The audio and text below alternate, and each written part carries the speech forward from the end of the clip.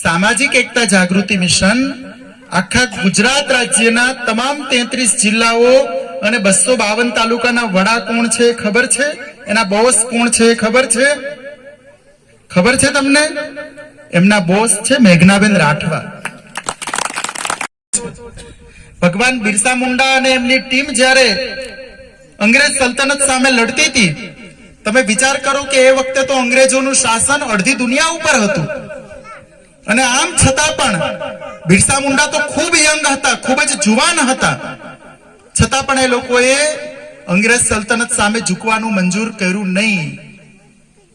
એમના સામે લડા, જીવના જોખમે લડા, અને લડતા લડતા શહીદ થયા. કોના માટે?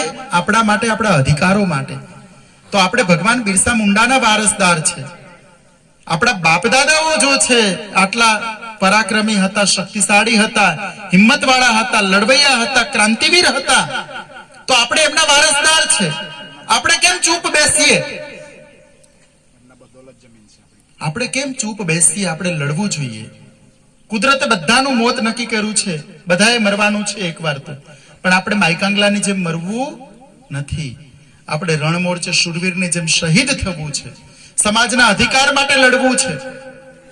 ટંટિયામામાં ભીલનું તમે નામ સાંભળ્યું. અંગ્રેજ સલ્તનતના જે અમલદારો છે આદિવાસી કમ્યુનિટીના લોકોનું શોષણ કરતા, એમના પાકની ઉપજ છે જબરજસ્તી હડપી લેતા, તો ટંટિયામામાં ભીલ અને એમની ટીમના લોકો છે એ અંગ્રેજ સલ્તનતનો ખજાનો લૂંટી અને આદિવાસી સમુદાયના લોકોમાં એ વિતરણ કરતા. તો આપણે એમના વારસદાર છે. અંગ્રેજ સલ્તનત સામે સંથાલ વિદ્રોહની અંદર સિદ્ધુ અને કાન્હુ અને એમની ટીમે જે લડા અને વીરગતિ પામ્યા, તો આપણે એમના વારસદાર છે. આપણે કેમ ભૂલી જઈએ છીએ આપણો ઇતિહાસ? બાબા સાહેબ આંબેડકરે શું કીધું છે કે જે સમાજ પોતાનો ઇતિહાસ જાણતો નથી એ સમાજ ક્યારેય પોતાનો ઇતિહાસ બનાવી શકતો નથી. તો જો આપણે આપણો ઇતિહાસ બનાવવો હોય તો આપણે આપણો ઇતિહાસ જાણવો પડશે, આપણા મહાપુરુષો વિશે જાણવું પડશે, આપણા મહાપુરુષોના આંદોલનને સમજવું પડશે. તો જ આપણે આપણા સમાજનું રક્ષણ કરી શકીશું, આપણા ભાઈઓ બહેનો જે છે એમનું રક્ષણ કરી શકીશું.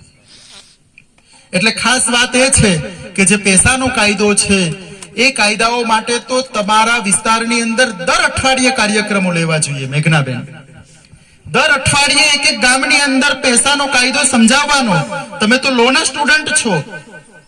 કાયદો શું છે એ એક એક ગામ આપણે દર અઠવાડિયે લઈ અને સમજાવવાનું. કારણ કે આદિવાસી સમુદાયના આપણા ભાઈઓ બહેનોને ખબર જ નથી કે આપણા અધિકાર શું છે.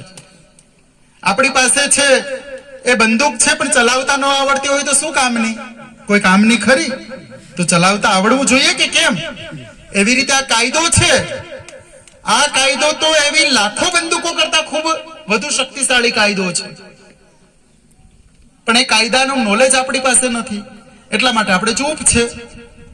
કોઈ કોન્સ્ટેબલ આવે તો આપણે ડરી જઈએ છીએ. ખાખી કપડું જોઈને તો આપણે જાણે કેમ પેલું લાલ કપડું જોઈને પેલો સાંઢ છે એવી રીતે આપણે બધા ડરી જઈએ છીએ કે બાપા શું થયું.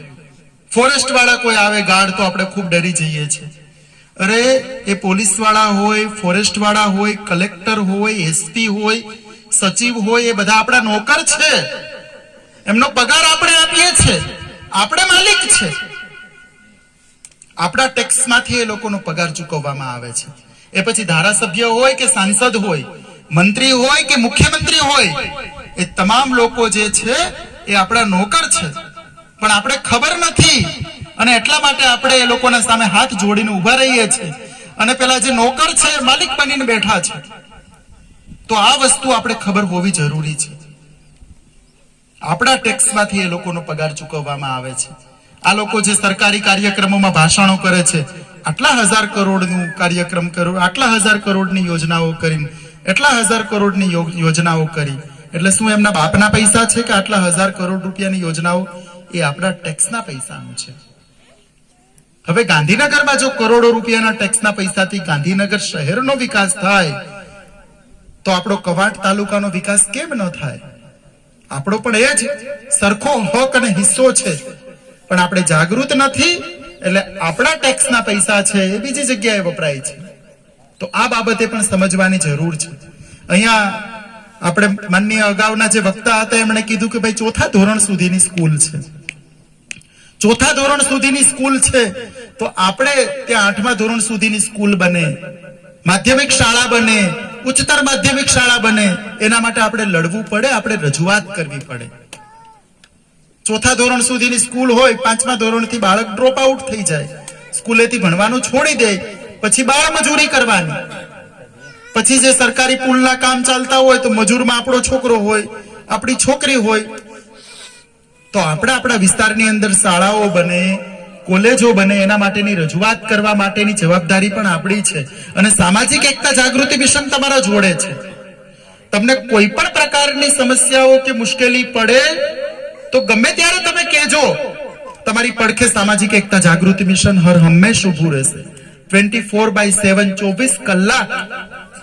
આપણા સંગઠનની અંદર 1 લાખ કાર્યકર્તાઓ છે, 3000 તો એડવોકેટ મિત્રો છે. અને આજે સામાજિક એકતા જાગૃતિ મિશન સંગઠન છે, એના ગુજરાત રાજ્યના અધ્યક્ષ કોણ છે ખબર છે તમને?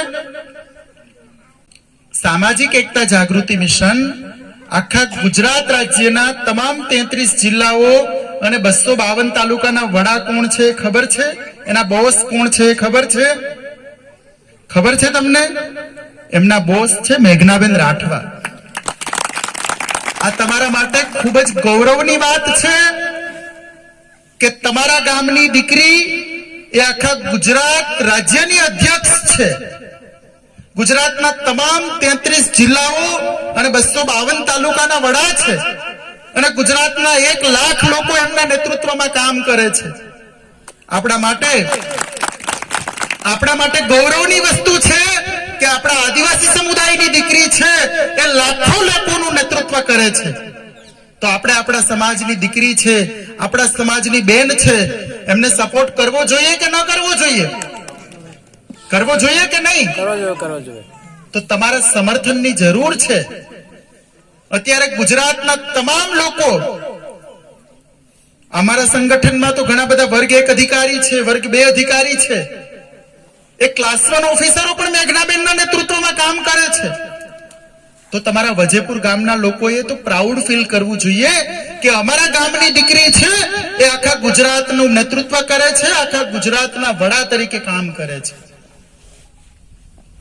ગુજરાતના તમામ ગામડાઓ અને તાલુકાઓમાં કાર્યક્રમો થાય તો મેઘનાબેન રાઠવાના નેતૃત્વમાં કાર્યક્રમ થાય છે, આપણા આદિવાસી સમુદાયની દીકરીના નેતૃત્વમાં કાર્યક્રમ થાય છે. તો આપણા માટે મોટા ગૌરવની વાત છે. હવે જ્યારે આખું ગુજરાત છે એ એમને સપોર્ટ કરતું હોય તો વજેપુરા ગામના લોકોએ એને સપોર્ટ કરવો જોઈએ કે ન કરવો જોઈએ? કવાંટ તાલુકાના લોકોએ એમને સપોર્ટ કરવો જોઈએ કે ન કરવો જોઈએ? તો બસ આટલી વાત છે કે મેઘનાબેન રાઠવા જે છે એ ગુજરાતના અધ્યક્ષ તરીકે કામ કરે છે. તો વજેપુરા ગામના લોકોની જવાબદારી છે કે એમના પડખે ખભેથી ખભો મિલાવીને ઉભા રહે.